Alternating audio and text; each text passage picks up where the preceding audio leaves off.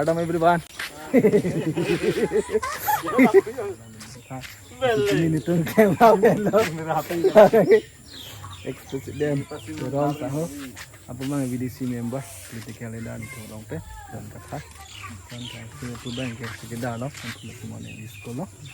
enggak sabang ke boy hostel loh ain charge loh hari pu raja teror diran teron diran teron lah penhat bang ke